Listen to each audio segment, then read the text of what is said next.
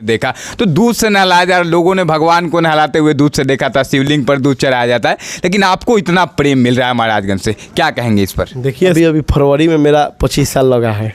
25 साल अभी हुआ है। फरवरी में पूरा उन लोग का पढ़ाई का खर्चा मैं उठा लूँ तो मैं 500 लड़के लोगों का बीपीएससी का मैं तैयारी महाराजगंज के अंदर करवा रहा हूँ। ये शक्ति दे रहे हैं, ये शक्ति देखते रहिए। नीतीश द्विवेदी के बाद जोश जुनून तो बहुत है, लेकिन जब आप लोग का ये शक्ति और ये आशीर्वाद मिलेगा ना तो एक दिन नीतीश द्विवेदी इतिहास रच के जरूर दिखाएंगे। पूरे महाराजगंज विधानसभा क्षेत्र के एक एक लोगों का मैं दूध का कर्ज। मेरा नाम अभय कुमार और आप अब जनता बोलेगी न्यूज देख रहे हैं। देखिए महाराजगंज विधानसभा क्षेत्र का एक युवा जो कि बहुत कम समय में सबसे बड़े नेताओं को पीछे छोड़कर सिर्फ और सिर्फ नाम आप सुन रहे होंगे महाराजगंज में, तो नीतीश कुमार द्विवेदी। आप देख पा रहे होंगे सोशल मीडिया पर कई सारा वीडियो वायरल हो रहा है जिसमें कई जगहों पर इनको दूध से नहलाया जा रहा है, कई जगहों पर लड्डू से वजन किया जा रहा है और कई सारा आपने एक्टिविटी देखा होगा सोशल मीडिया पर। मुझे लगा कि इनसे बात किया जाए क्योंकि मैंने भगवान को दूध से नहलाते हुए देखा था, लेकिन एक इंसान के लिए इतना ज़्यादा प्रेम, इतना ज़्यादा लगाव कि दूध से नहलाया जा रहा है, लड्डू से तौला जा रहा है, मुझे लगा कि बात जरूर करना चाहिए। सबसे पहले तो बहुत बहुत स्वागत है आप जनता बोलेगी न्यूज में। आपका सबसे पहले वास्तव में अब जनता बोलेगी जी बिल्कुल, और अब जनता बोलेगी न्यूज के जितने भी हमारे देवतुल्य जनता देख रहे हैं, इस सभी देवतुल्य दर्शक को मैं श्री चरणों में सादर प्रणाम और आपको दिल के गहराइयों से बहुत बहुत धन्यवाद करता हूँ। लगातार आप यात्रा कर रहे थे, कई महीनों से आपका कई सारा यात्रा चला जिसमें बहुत सारे लोगों का समर्थन मिला, बहुत सारे युवा आपसे जुड़े और आज भी जुड़े हुए हैं। हमने देखा एक वीडियो सोशल मीडिया पर काफ़ी ज़्यादा, वहीं से मैं शुरुआत करूँगा कि वायरल हो रहा है, जिसमें आपको दूध से नहलाया जा रहा है, वहाँ पर सैकड़ों की भीड़ है पीछे में और लोग बहुत ज़्यादा खुश नजर आ रहे थे। वीडियो में मैंने देखा तो दूध से नहलाया जा रहा, लोगों ने भगवान को नहलाते हुए दूध से देखा था, शिवलिंग पर दूध चढ़ाया जाता है, लेकिन आपको इतना प्रेम मिल रहा है महाराजगंज से, क्या कहेंगे इस पर? देखिए सच्चाई तो ये है कि मैं इन लोगों का बेटा हूँ और मैं तो बता रहा हूँ कि भेरवड़िया का परसों का ये बात है और भेरवड़िया गांव में मैं जनसभा करने गया था, हमारे युवा साथी लोग थे और जब जनसभा का लास्ट में हो गया तो मैं प्रणाम कर रहा था तो वो लोग बोला कि नहीं आप रुकिए, कुर्सी पे बैठिए। हम बोले कुर्सी पे बैठिए, तो नहीं कुर्सी पे नहीं चौकी पे बैठिए। हम बोले खाए लिए, उसके बाद दूध लाया लोग और दूध से नहाने लगा लोग। सच्चाई तो ये जान लीजिए कि एक करप्ट से करप्ट भी इंसान होगा और उसको आप इतना इज्जत दे दीजिएगा, अगर वास्तव में उस सामाजिक और उसके अंदर इंसानियत होगा तो वो ज़रूर ना चाहते हुए भी उन लोग को कैसे नज़र मिला के उन लोग के लिए काम करेगा। ठीक उसी प्रकार से मैं तो कुछ करना चाहता हूँ, तो इतना जान लीजिए कि सिर्फ भेरवनिया ही नहीं, पूरे महाराजगंज विधानसभा क्षेत्र के एक एक लोगों का मैं दूध का कर्ज उतारूंगा। अच्छा, जिस प्रकार से प्रेम मिला आपको वहाँ पर दूध से नहलाया गया, मैंने बहुत कम ऐसे देखा है कि इस प्रकार का वाक्य हो और बहुत सारे लोग थे, बहुत लोगों में खुशी था। आपने कभी सोचा था जब आप यहाँ पे चुनावी यात्रा करने की शुरुआत किए होंगे 2-3 सालों से, हालांकि आप सक्रिय हैं, लेकिन क्या कभी सोचा था आपने कि इतना ज़्यादा मुझे कभी जीवन में प्रेम मिलेगा कि दूध से नहलाया जाए? क्या ऐसा कभी अनुभव किए थे पहले? सच तो जान लीजिए कि आज 1705 दिन हो गया मुझे राजनीतिक यात्रा करने हुए। अब मुझे खुद को विश्वास नहीं है कि मैं इतना कम दिन में इतना बड़ा जन आंदोलन महाराजगंज के अंदर मैं पैदा कर दूंगा, ये मुझे खुद नहीं विश्वास है और ये सब हमारे देवतुल्य जनता का आशीर्वाद है। अब मैं तो कहता हूँ कि आप हम लोग बस आशीर्वाद बनाए लगिए, जो ये शक्ति दे रहे हैं ये शक्ति देखते रहिए।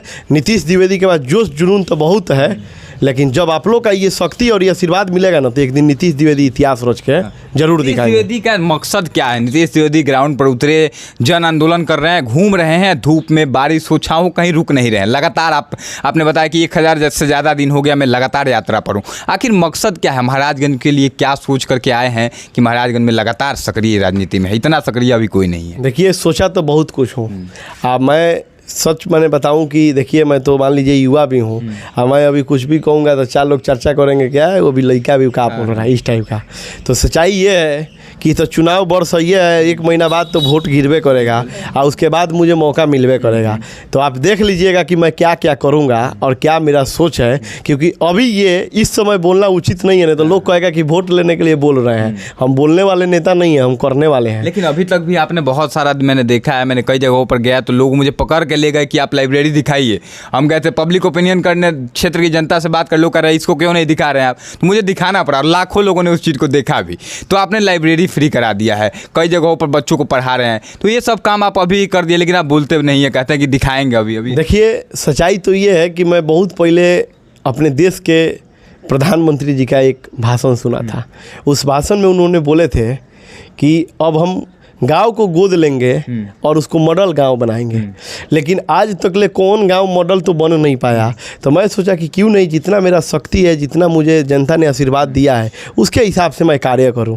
तो मैं सोचा कि क्यों नहीं इस बिहार के सबसे सर्वोच्चम जो पोस्ट है डीएसपी का, एसडीएम का, जो बिहार लेवल का पोस्ट है, तो क्यों नहीं मैं इसमें जितने भी हमारे युवा है, तो बहुत सौभाग्य की बात होता है कि युवा पढ़ने वाले मिलते हैं, तो क्यों नहीं मैं उन लोगों के लिए कुछ करूं। तो फिर मेरे मन में आया कि मैं पूरा उन लोग का पढ़ाई का खर्चा मैं उठा लूं। तो मैं 500 लड़के लोगों का बीपीएससी का मैं तैयारी महाराजगंज के अंदर करवा रहा हूं।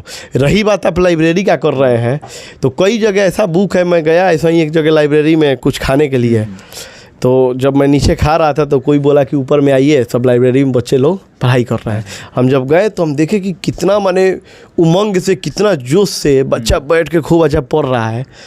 तो मैं बच्चा लोग से बोला कि आप लोग को अब तो इतना अच्छा सुविधा मिल गया, पहले तो ये सब सुविधा था नहीं, पहले तो लाइटें नहीं आता था, कोई कोई सा बात था, अब तो और अच्छा लगता होगा पढ़ने में। तो सब चीज़ तो ठीक है, लेकिन पिताजी के पास पैसा नहीं है, यहाँ पैसा देना होता है। हम बोले अरे मार दो, तो फिर इसमें क्या दिक्कत है, हम है ना, आप लोग पढ़िए।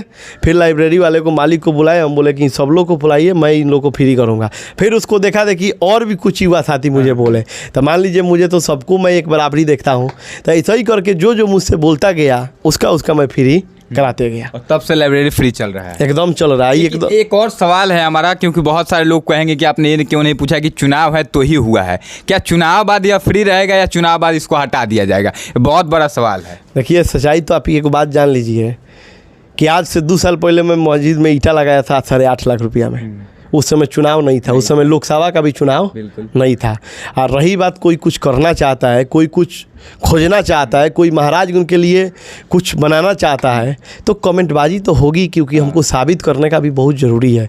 और मैं उन लोग का भी स्वागत करता हूं, क्योंकि उन लोग को भी मैं गलत नहीं बोलूँगा। वो लोग ऐसा ही, जैसा चश्मा लगाएगा वैसा ही देखिएगा। वो लोग ऐसा ही लीडर को देखते आए हुए हैं महाराजगंज में। वो लोग ऐसा नहीं देखे हैं कि जो सिर्फ करता है, वो लोग खाली बोलने वाला लीडर को देखते आए हैं। तो उन लोग भी कर रहे हैं, लेकिन मैं उन लोग को ज़रूर कहूँगा कि आप लोग का ये जो शब्द है इसको मैं बदल के दिखाऊंगा। आप लोग ज़रूर इसी मुंह से बोलिएगा कि नहीं, नीतीश द्विवेदी जी ने ऐसा नहीं किया। चलिए देखिए, नीतीश द्विवेदी जी हैं। आखिर में एक दो और सवाल ले लेते हैं कि महाराजगंज में बहुत सारा प्रश्नवाचक चिन्ह भी खड़ा हो रहा है। मेहनत हालांकि आपने किया है, इस बात को अगर मैं कहूँगा तो शायद हो चुका कि अपने से बोल रहा हूँ, लेकिन लोग जानते हैं, लोग कमेंट बॉक्स में जब हम लोग वीडियो डालते हैं कहीं का, तो लोग बहुत सारा आपका नाम लिखते हैं कि नहीं, नीतीश द्विवेदी ने यहाँ पर कुछ बदलाव किया है अभी तक। तो एक बात बताइए, टिकट को लेकर कन्फर्मेशन अभी तक नहीं हो पाया, चुनाव एकदम सामने है, आप एक सबसे युवा चेहरा अभी महाराजगंज के लिए बने हैं। इसके बाद विशाल जायसवाल का एक नाम आ रहा है कि वो भी दावेदारी ठोक रहे हैं। क्या लगता है टिकट किसके हाथ में जाएगा? क्या टिकट आपको मिल रहा है या बहुत सारे लोग जो कह रहे हैं वैसा होगा? देखिए सच्चाई तो जान लीजिए, हमारे जो लीडर है सन ऑफ मला मुकेश सहनी जी, वो हमारे लिए पटना में लड़ रहे हैं, हम यहाँ विकास के लिए लड़ रहे हैं अपने क्षेत्र में। हमारे लीडर एक बात कहते हैं कि आप अपना क्षेत्र देखिए, फोन करके मैं बुलाऊंगा आपको। डायरेक्ट मतलब आश्वासन, एकदम एक बड़े भाई जैसा। बड़े भाई जो ना बोलता है ना कि बड़ा भाई मैं यहाँ देख रहा हूँ, छोटा भाई आप वहाँ देखो, जो हम देख लें एकदम। और रही बात, तो हमारे जो लीडर है वो काफ़ी परिपक्व है, और महागठबंधन के जितने भी शीर्ष नेतृत्व करने वाले लीडर है वो सब लोग काफ़ी परिपूर्ण लीडर है। यही नहीं कि वो लोग टमाटर बेच रहे हैं, वो लोग राजनीति कर रहा है। उन लोग को अच्छा से मालूम है कि उनका जो विजन, उनका जो सपना कौन जाके धरातल पे पूरा करेगा, उसी को लोग देंगे। और रही बात जो टिकट का जितना भी टर्म कंडीशन होता है, उस टर्म कंडीशन जितना भी है उसमें सब में नीतीश द्विवेदी पास है। और इसे सबसे खुशी की बात है कि नीतीश कुमार द्विवेदी इस महाराजगंज का एक आस है और एक बेटा है, और इस महाराजगंज का एक प्यार है। तो ये लोग कभी नहीं चाहेगा कि महाराजगंज को प्यार को और महाराजगंज को बेटा को हम निराश करें। चलिए आखिरी एक सवाल कि नीतीश कुमार द्विवेदी पिछले 3 सालों से लगातार लगे हैं, आपकी उम्र मुझे पता चला कि मात्र 26 साल है, 23 साल की उम्र से राजनीति में आ गए। क्या कुछ देखा आपने, किसको देखा कि आपको लगा कि नहीं मुझे राजनीति में आना है और लोगों की सेवा करनी है? तो कब से 3 साल से जब लगे हुए हैं, किसको देखकर नीतीश कुमार द्विवेदी राजनीति में आते हैं और आने के बाद महाराजगंज में ऐसा झंडा गाड़ते हैं कि पूरे बिहार में चर्चा हो रहा है? नहीं, अभी फरवरी में मेरा 25 साल लगा है। 25 साल अभी हुआ है? फरवरी में 26 साल अगली फरवरी में आएगा 2024 में। 25 साल लगा है अभी फरवरी उम्र में। चूँकि आपने 22.5 साल की उम्र से ही मुझे लगता है तैयारी शुरू कर दी थी राजनीति की।